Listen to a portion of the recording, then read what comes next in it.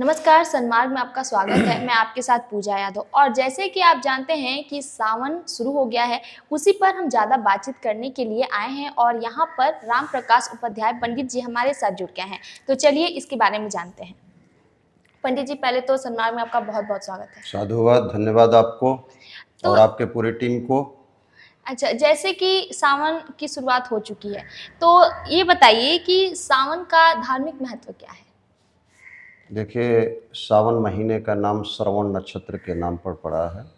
अभिजीत सहित 28 नक्षत्रों में श्रवण नक्षत्र जो है सावन पूर्णिमा के दिन आती है और इसी के कारण उसका नाम श्रावण पड़ा है। और भगवान शिव को एक तरह से श्रावण महीना बहुत प्रिय है। ऐसी कथाएं कहीं कहीं मिलती है कि भगवान शिव जो है सावन में एक तरह से पार्वती जी के यहाँ गए थे, ससुराल में भी गए थे। तो ये भी एक कथा जुड़ी हुई है। और विशेष करके आपके स्कंद पुराण में लिखा गया है सावन महीने के बारे में। उसके बारे में मैं पढ़ के आपको सुना देता हूँ। द्वादशोपि मासेषु श्रावणो में अति वल्लभ श्रवणाहम जन्महात्म्यम तेनसो श्रवणो मतः श्रवणाक्षम पौर्णमास्याम ततो अपि श्रावण स्मृतः यस्य श्रवण मात्रेण सिद्धिद श्रावणो अप्यतः। कुल मिलाकर के सावन महीने के नाम जो है श्रवण नक्षत्र के ऊपर पड़ा है और श्रवण का मतलब होता है सुनना। तो इस सावन महीने में चूँकि शिव के महात्म्य को सुनने से जो फल मिलता है उसका वर्णन नहीं किया जा सकता है। और विष्णु शयनी एकादशी के बाद यानी आषाढ़ शुक्ल एकादशी के बाद विष्णु भगवान योग निद्रा में चले जाते हैं। तो एक तरह से कहिए 4 महीने तक राष्ट्रपति शासन यानी भगवान शिव का शासन रहता है। और सावन महीने में ही समुद्र मंथन से जो हलाहल विष निकला था उससे भगवान विष पान करके सृष्टि की रक्षा की थी। तो उस समय सावन महीना में विष पान करने के कारण उनको जब ज़्यादा विष का नशा हो गया, शरीर काला हो गया, यहाँ तक कि कंठ भी नीला हो गया जिसके कारण नीलकंठ कहलाए, उस समय रावण सहित या जितने भी लोग थे देवगण लोग भगवान शिव को नहलाए, उनके ऊपर अभिषेक किए। तो श्रावण महीना में एक तरह से उन्होंने सृष्टि को एक ऊर्जा दी है। इसलिए श्रावण महीने में भगवान शिव के पूजन का विशेष महत्व बतलाया गया है। और विशेष करके आरोग्यता के दृष्टि से, स्वास्थ्य की दृष्टि से ये चातुर्मास जो व्रत होता है 4 महीने में शिव की उपासना करके हम लोग आरोग्यता को प्राप्त करते हैं। तो श्रावण महीना शिव के लिए बहुत ही उत्तम है और उनकी उपासना के लिए, चारों पुरुषार्थ प्राप्ति के लिए सावन महीना का धार्मिक विशेष महत्व है। अच्छा, जो सावन में अगर हम बात करें कि शिव जी पे जल चढ़ाने का क्या महत्व है? मतलब अगर ऐसे सोमवार को जल चढ़ाते हैं, तो क्या उसका जो फल मिलता है और सावन में जो जल चढ़ाया जाता है, क्या समान फल मिलता है? नहीं, हर पूजन का एक विशिष्ट मुहूर्त होता है। और वैसे तो कभी भी हम भगवान को जल चढ़ा सकते हैं, उसका फल हमें मिलना ही है। लेकिन श्रावण महीना जो है, अभी मैंने आपको इस श्लोक में बतलाया कि श्रावण महीना भगवान को अत्यंत प्रिय है।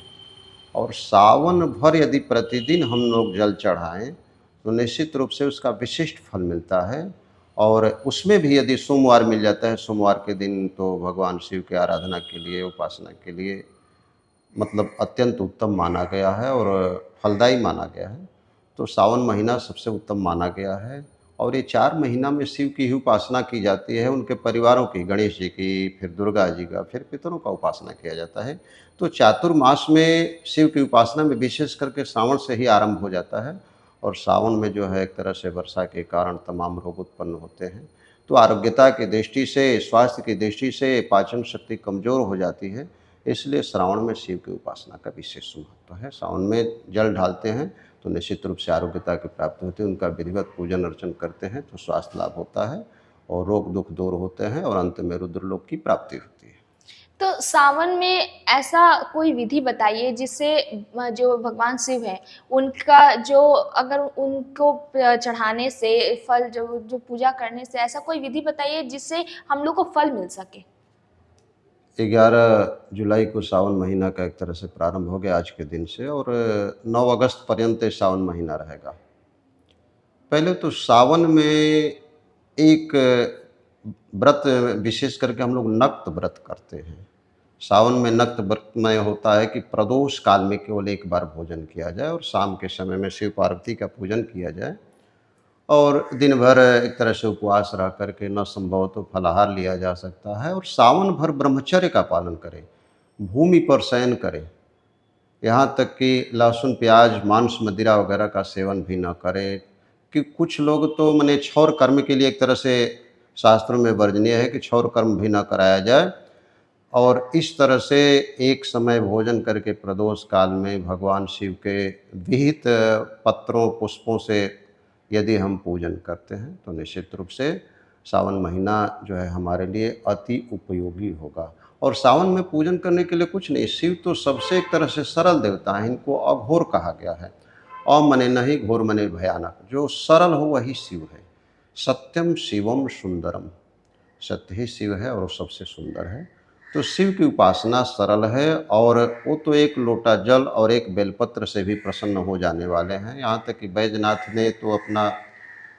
ने तो अपना नियम ऐसा बनाया था कि प्रतिदिन उनके ऊपर नियमित रूप से उनके ऊपर प्रहार करता था और भगवान उससे भी खुश हो जाते हैं। तो ये अवढरदानी है, किस रूप से किसके ऊपर प्रसन्न हो जाएंगे। और स्वयं कुटिया में रहते हैं, स्वयं खुले आसमान में रहते हैं, श्मशान वासी हैं, लेकिन भक्तों को माला माल करके रखते हैं।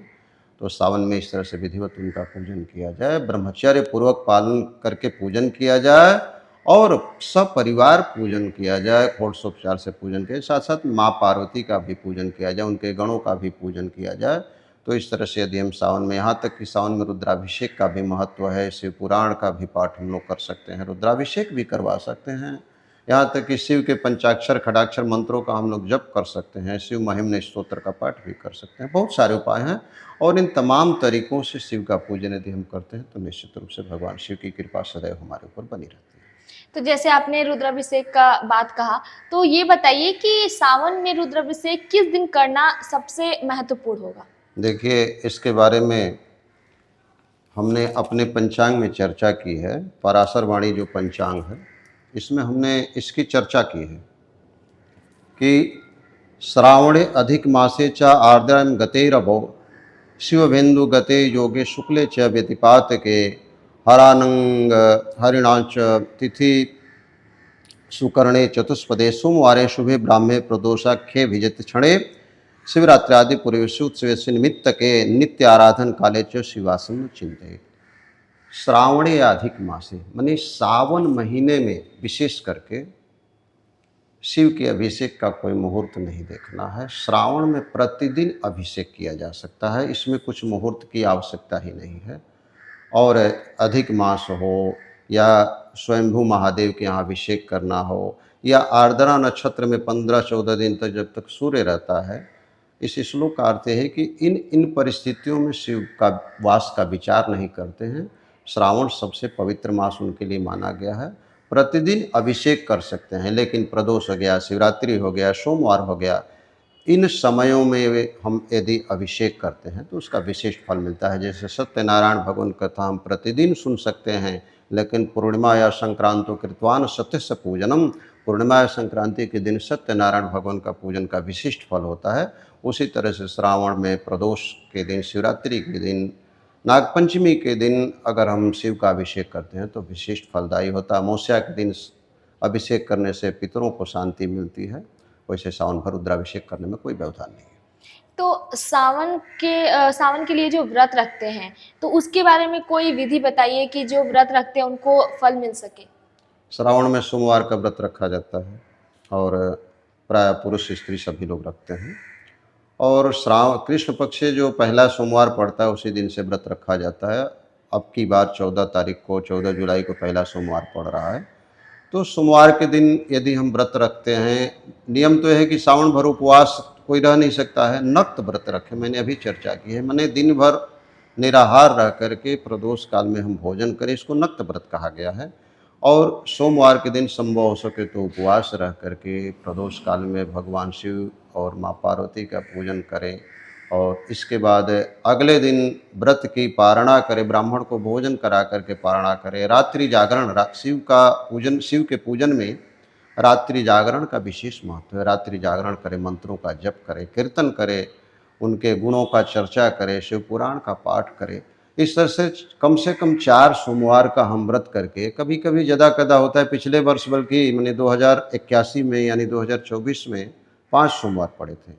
तो हम पाँचों सोमवार को उनका व्रत करके, यहाँ तक कि विभिन्न द्रव्यों से हर सोमवार के दिन अभिषेक करके, शिव सहस्त्र नामावली का यानी भगवान शिव के 1008 नामों से उनके ऊपर बेलपत्र चढ़ा करके, भांग धतूरे से, भस्म आदि से उनका विधिवत हम पूजन करके और शिव की कृपा प्राप्त कर सकते हैं। ये व्रत का विधान है।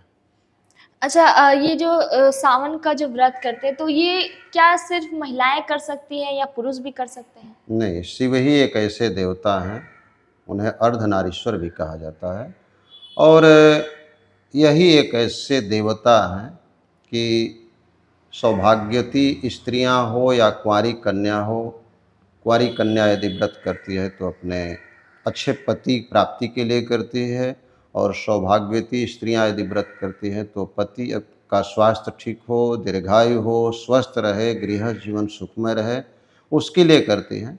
और पुरुष लोग उनका एक तरह से पूजन पाठ करते हैं तो अपने स्वास्थ्य के लिए, आरोग्यता के लिए, क्योंकि शिव ही कल्याणकारी हैं।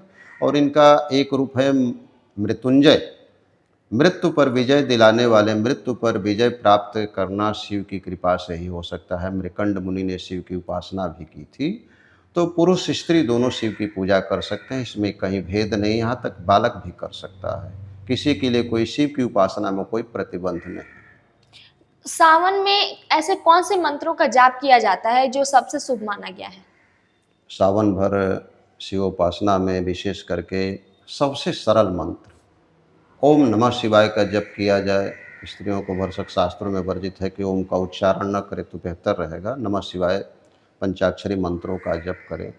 महेशा नाम परो देवो महिमनो नाम परास्तुति घोरा नाम परो मंत्रो नास्तत्वम गुरु परम। माने महेश से यानी शिव से बढ़ कर के कोई देवता नहीं है, और महिम स्तुति से बढ़ कर के उनका कोई स्तोत्र नहीं है, और अघोर मंत्रों से बढ़ कर के कोई मंत्र नहीं है, और गुरु से बढ़ कर के कोई संसार में तत्व नहीं है।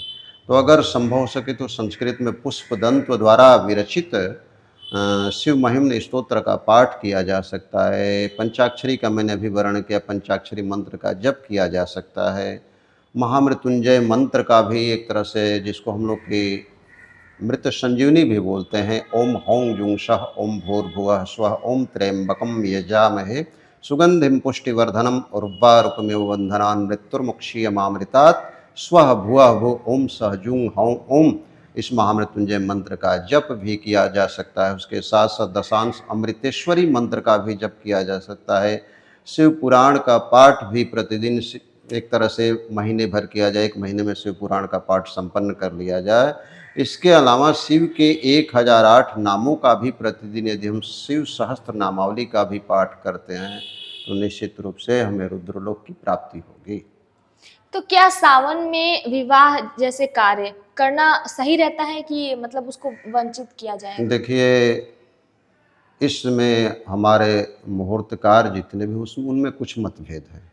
आप यदि वाराणसी, दिल्ली या विशेष करके बिहार वगैरह चले जाएंगी तो निश्चित रूप से देखिए कि अभी हमारे लिए विष्णु भगवान जिस दिन शयन कर जाते हैं, इन 4 महीनों तक विवाह का मुहूर्त नहीं रहता है। बनारस के जितने भी पंचांग निकलते हैं उसमें चातुर्मास में विवाह नहीं होता है। विशेष करके गृह प्रवेश भी होता है, मंगल कार्य भी होते हैं, तो जीर्णादि गृह प्रवेश का मुहूर्त होता है। और जैसे बंगाल में है, इन लोगों का बंगाल में विशेष करके सौर महीना से इन लोगों का महीना चलता है। तो यहाँ तो गुरु शुक्र अस्तादि में भी लोग एक तरह से विवाह आदि करते हैं। या पश्चिम में चले जाइएगा, विशेष करके हरियाणा में, राजस्थान में चले जाइए, पंचकुला में चले जाइए, मुंबई महाराष्ट्र में चले जाइएगा, तो उधर लोग क्या करते हैं कि सावन वगैरह में भी विवाह करते हैं। तो ये प्रांत भेद के, स्थान भेद के कारण हम लोगों के तरफ एक तरह से विशेष करके हिंदी भाषा भाषी उत्तर भारत में विवाह मुहूर्तों का अभाव रहता है, और अन्यत्र कहीं कहीं होता भी है। तो इसमें प्रांत भेद के चलते इसका निर्णय लिया जाता है। अच्छा, सावन का जो मतलब सावन के महीने में ऐसे कौन से विधि से पूजा किया जाए जिससे भगवान शिव जो है वो प्रसन्न हो सकते हैं? बहुत सुंदर आपने प्रश्न किया क्योंकि अगर विधि विधान से कोई हम कार्य नहीं करते हैं तो सारा हमारा किया कराया व्यर्थ चला जाता है। हर एक पूजा का नियम होता है और आप तो खुद पूजा हैं, तो पूजा के बारे में तो आपको जानना भी ज़रूरी है। जी, बिल्कुल। और शिव ही एक ऐसे देवता हैं कि इनकी उपासना सब करता है। शिव की पूजा बहुत ही एक तरह से सरल है और विशेष करके शिव के पूजन में जो भी व्रती है या पूजन करता है, उसके लिए कुछ छोटे-छोटे नियम होते हैं। कहा भी गया है कि शिव का पूजन बिना रुद्राक्ष धारण किए और बिना भस्म धारण किए नहीं करना चाहिए। कम से कम मस्तक पर भस्म का तिलक होना चाहिए और गले में रुद्राक्ष होना चाहिए। कुल मिलाकर के किसी भी देवी देवता का यदि पूजन हम करते हैं, तो शिव का यदि पूजन करते हैं तो हमें शिवमय होना पड़ेगा। राम का पूजन करते हैं तो हमें राममय होना पड़ेगा। कृष्ण का पूजन करते हैं तो हमें कृष्णमय होना पड़ेगा। क्योंकि भक्त अपने को अगर उस भगवान के अनुरूप ढाल लेता है तो निश्चित रूप से उसकी पूजा सफल होती है और भगवान उसकी पूजा स्वीकार करते हैं। और जैसा कि मैंने अभी पूर्व चर्चा में बतलाया कि स्वच्छ वस्त्र, शिव जो है एक तरह से बैरागी हैं, उनमें विशेष करके पूजन में स्वच्छ वस्त्र में यदि श्वेत वस्त्र रहे तो बेहतर रहेगा। और इसके अलावा रुद्राक्ष का माला धारण करके और भस्म का तिलक लगा करके विधिवत मंदिर में जाएं। अपने घर यदि शिव का चित्र हो या शिवलिंग हो तो उसके सामने बैठ करके और एक संकल्प ले करके दीपक प्रज्वलित करके, घी का दीपक हो तो देवताओं के दाहिने हाथ की ओर जलाएं, यदि तेल का दीपक हो तो देवताओं के बाएं की ओर जलाएं। और दीपक जला करके, क्योंकि दीपक हमारे कर्मों का साक्षी होता है, तो दीपक के साक्षित्व में हमको कोई भी पूजन पाठ करना चाहिए। इसके बाद भगवान को विधिवत स्नान करके गंगा जल वगैरह से, इसके बाद भगवान को पंचामृत बहुत प्रिय है, क्योंकि पंचामृत से भगवान शिव को स्नान करवाने से अमरत्व की प्राप्ति होती है।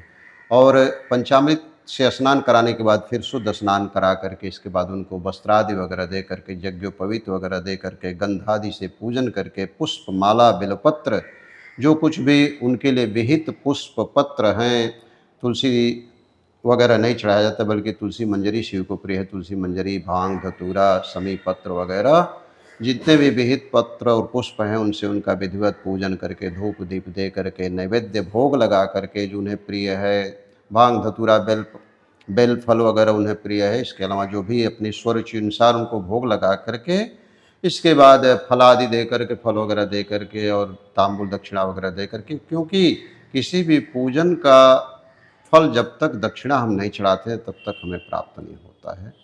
तो दक्षिणा चढ़ा करके भगवान की आरती करनी चाहिए, पुष्पांजलि देनी चाहिए। और इसके बाद जो मैं अभी बतलाया हूँ कि उनके मंत्रों का जप रुद्राक्ष की माला पर करना चाहिए, शिव स्तोत्र का पाठ करना चाहिए, शिव महिम्न स्तोत्र का पाठ करना चाहिए और शिव पुराण का पाठ करना चाहिए, महामृत्युंजय का जप करना चाहिए। और इसके अलावा भगवान शिव को जलधार और होम अति प्रिय है, माने हवन और जलधार शिव को अतिशय प्रिय है। तो अगर संभव हो सके तो कुछ नहीं तो ओम नमः शिवाय बोल करके भी यदि एक लोटा हम जल डाल देते हैं, या पंचम अध्याय से हम प्रतिदिन अभिषेक भी करके थोड़ा कुछ हवन वगैरह कर देते हैं, और अंत में महादेव के सामने बोलना चाहिए कि महादेव महादेव महादेव इति यो वदेत एकेन मुक्ति मापनोति द्वाभ्याम संभूरिणी भवेत। माने भगवान के सामने, शिव के सामने 3 बार महादेव प्रत्येक भक्त को बोलना चाहिए। कह रहे हैं कि एकेन मुक्ति मापनोति द्वाभ्याम संभूरिणी भवेत। एक महादेव शब्द से भगवान हमको मुक्ति प्रदान करते हैं, और जो अवशिष्ट 2 महादेव जो हमारा बोला हुआ बच जाता है, उससे भगवान सदैव सदाशिव हमारे ऋणी हो जाते हैं और हमारा रक्षा करने के लिए वचनबद्ध हो जाते हैं। तो इस तरह से भगवान शिव का हम पूजन कर सकते हैं और लाभ प्राप्त कर सकते हैं। तो जैसे आपने कहा कि पूजा करते वक्त हमें रुद्राक्ष की जो माला है वो धारण करनी चाहिए, तो क्या ये महिलाएं भी कर सकती हैं? नहीं, इसमें थोड़ा सा विशेष करके महिलाओं के लिए वर्जित है, क्योंकि महिलाओं में थोड़ी सी अपवित्रता होती रहती। महीने में मान लीजिए सावन महीना चल रहा हो, 30 दिन का महीना हो, या आदि पुरुषोत्तम मास हो, 60 दिन का मलमास चल रहा हो, तो उसमें रजो धर्म के कारण 7 दिन, कहीं कहीं शास्त्रों में 5 दिन स्त्रियों के लिए पूजा वर्जित है। तो थोड़ा सा इस रजो धर्म की प्राप्ति के कारण महिलाओं के लिए रुद्राक्ष थोड़ा सा वर्जित है। अगर रुद्राक्ष न पहन करके भस्म आदि वगैरह लगा करके शुद्धतापूर्वक पूजन करें तो कोई असुविधा नहीं।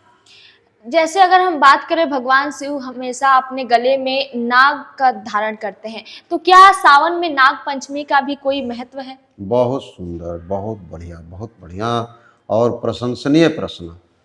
और भगवान शिव ही एक ऐसे देवता हैं कि जितने भी संसार में तिरस्कृत लोग हैं, जितने भी उपेक्षित लोग हैं, उनको गले लगाते हैं।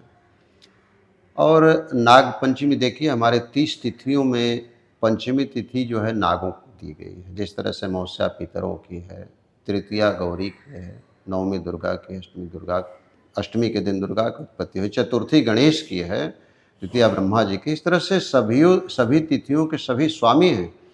तो नाग पंचमी जो है नागों की एक तरह से तिथियाँ मानी गई है। और इसके बारे में एक पौराणिक कथा है कि जिस समय राजा परीक्षित को तक्षक नाग डस लिया था और 7वें दिन उनकी मृत्यु हो गई।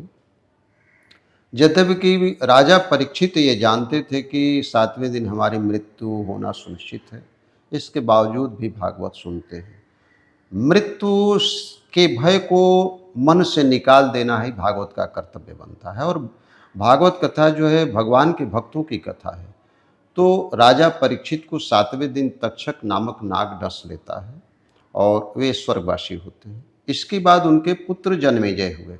जन्मेजय जब इस बात को सुन लेते हैं कि सर्पों के कारण, तक्षक नामक नाग के डसने के कारण ही हमारे पिता की मृत्यु हुई है असमय में, अब वे सर्प यज्ञ प्रारंभ कर देते हैं और ऋषियों को बुला करके, बड़े बड़े यज्ञकर्ताओं को बुला करके यज्ञ का आयोजन करते हैं। आवाहनी मंत्र द्वारा ऐसा यज्ञ एक तरह से संपन्न कराने लगते हैं कि सभी सर्प, जितने भी सभी 14 लोग के सर्प थे, सभी उस हवन कुंड में आकर के स्वतः गिरने लगते हैं। इस तरह से धीरे धीरे सर्प जो है समाप्त होने के कगार पर पहुँचे। तब तक आस्तिक मुनि ने उन सर्पों को बचाने के लिए जन्मेजय से यज्ञ रोकने का एक तरह से अनुरोध किया और जन्मेजय को समझाया कि संसार में सबका अस्तित्व होना चाहिए। और जन्मेजय ने नाग पंचमी के दिन ही यज्ञ बंद किया था और उस समय अग्निदेव को दूध दे करके उस यज्ञ को शांत किया गया था। इसलिए नाग पंचमी जो है एक तरह से सर्पों की रक्षा की तिथि है। इसीलिए नाग पंचमी के दिन नाग को दूध, लावा वगैरह, जौ वगैरह और भुने हुए चने वगैरह दिए जाते हैं। और वास्तव में सच पूछिए तो सर्प हमारे मित्र हैं। हम सब प्राणियों के मित्र हैं सर्प। सर्पों की तो आपने कथा सुन रखी होगी। बासुकी नामक नाग के द्वारा समुद्र मंथन हुआ, रस्सी बनाई गई। और ऐसी पौराणिक कथा भी है कि हमारी सारी धरती जो है, पृथ्वी जो है, किस पर टिकी हुई है? शेष नाग पर टिकी हुई है। सर्प जो है सारे कीड़े, हानिकारक कीड़े मकोड़ों को खा करके और क्या करते हैं कि हमारे फसलों की रक्षा करते हैं। और नाग से मणि निकलती है। ऐसी पौराणिक कथा है कि नागों से मणि भी निकलती है।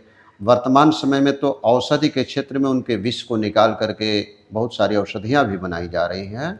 और इसके अलावा सर्प जो है, कहीं कहीं आपने पौराणिक कथा सुनी है कि गड़े हुए धन का एक तरह से रक्षक होते हैं, जो कि मंत्र तंत्र के द्वारा तांत्रिक लोग उसको गड़े धन को निकालते हैं। तो कुल मिलाकर के सर्प का पूजन करने से और नागपंचमी के दिन व्रत करने से, नागों का पूजन करने से निश्चित रूप से हमारे परिवार में किसी का सर्प दंश से मृत्यु नहीं होती है और कभी भी सर्प दंश से दुर्मरण नहीं होता। तो नागपंचमी जो है नागों की तिथि है और उस दिन उनका पूजन होना चाहिए। वे हमारे मित्र हैं और एक तरह से भगवान के क्या है, आभूषण है।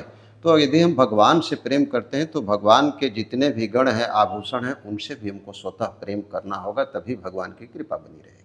अच्छा, जैसे कि अगर हम बात करें जो लोग सावन का व्रत करते हैं, तो क्या वो लोग बाकी जो दिन है उसमें वो लोग प्याज लहसुन बहुत से ऐसे मना किया जाता है कि नहीं खा सकते हैं, तो क्या वो सावन माह में जो प्याज लहसुन है वो खा सकते हैं कि उसके बिना खाना खाएं? देखिए, प्याज लहसुन तो अगर हमसे पूछ रहे, मैं ब्राह्मण हूँ, ये तामसी भोजन है, उग्र भोजन है और ये शास्त्र विरुद्ध भोजन है।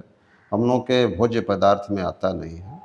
तो नियमतः तो लहसुन प्याज का सेवन ही वर्जित कर देना चाहिए। और यदि कदाचित न हो तो कम से कम सावन भर लहसुन प्याज का सेवन ना करें। नवरात्र में हम लोग नहीं करते हैं, कोई यज्ञ अनुष्ठान होता है, जब तप होता है तो हम लोग सेवन नहीं करते हैं, क्योंकि यह जो है हमारे अंदर उग्रता लाता है, मन को विचलित करता है, काम क्रोध को बढ़ाता है, और काम क्रोध जो है हमारे लिए साधना में सबसे बड़ा बाधक होता है। तो लहसुन प्याज का यदि सावन भर सेवन न करें तो अति उत्तम है। सावन में कांवड़ यात्रा ले जाना की जो विधि है, तो जो लोग कांवड़ यात्रा लेके जाते हैं, क्या उनके लिए कोई विशेष विधि होती है जिसके पहले वो लोग पूजन करें, उसके बाद वो लोग कांवड़ को उठाएं? देखिए, कांवड़ यात्रा आज की यात्रा नहीं है। पहले तो कांवड़ यात्रा के पृष्ठभूमि को हमको जानना होगा।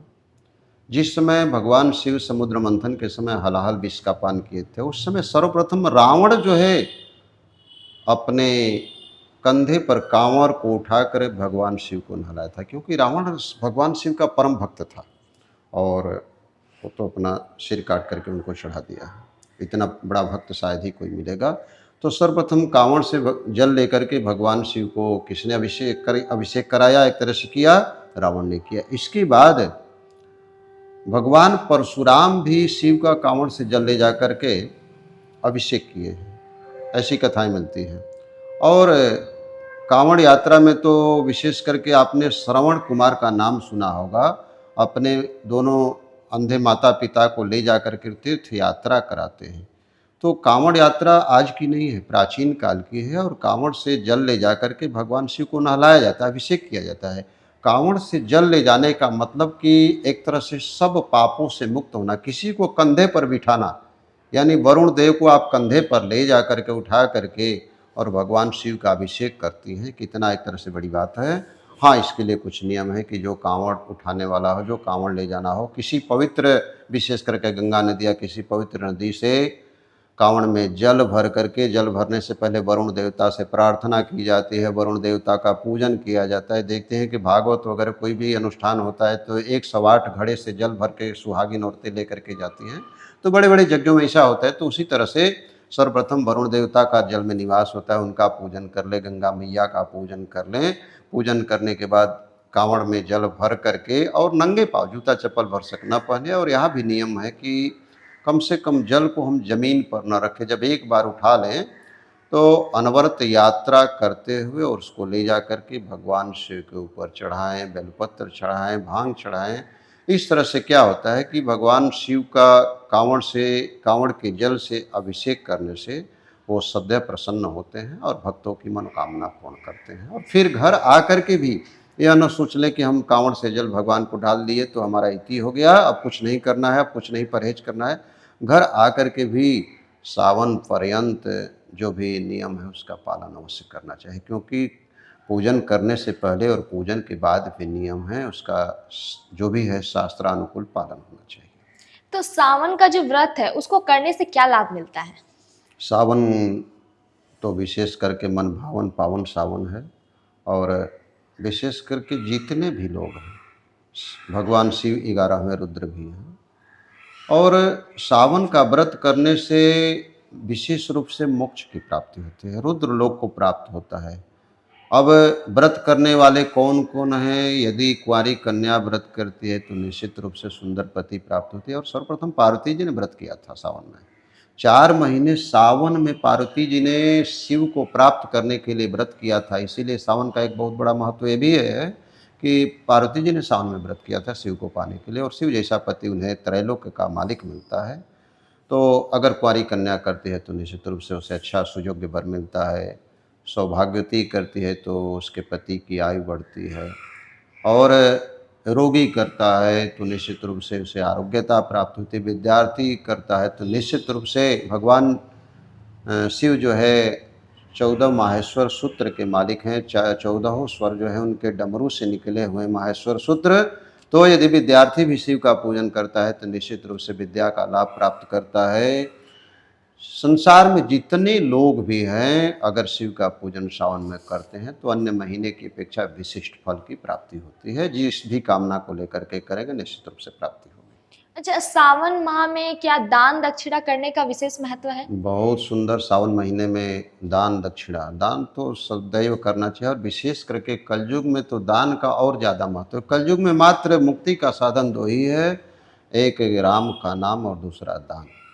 हाँ, कलयुग में विशेष करके अगर सावन महीने में हमको दान करना है तो सबसे पहले श्वेत वस्त्र दान करें, किसी को सफ़ेद चीज़ दान करें, क्योंकि इसका शिव से और चंद्रमा से संबंध है। दान में सफ़ेद वस्तु दान करनी चाहिए। सफ़ेद वस्तु के मालिक चंद्रमा हो जाते हैं और विशेष करके सावन में उन लोगों को दान तो अवश्य करना चाहिए जिनके चंद्रमा जन्म पत्रिका में दुर्बल हो, तो उनके लिए दान का विशेष महत्व है। सफ़ेद चीनी हो गया या दही हो गया, दूध हो गया, सफ़ेद कोई मिठाई हो गया, सफ़ेद कोई फल हो गया, इसको दान करना चाहिए।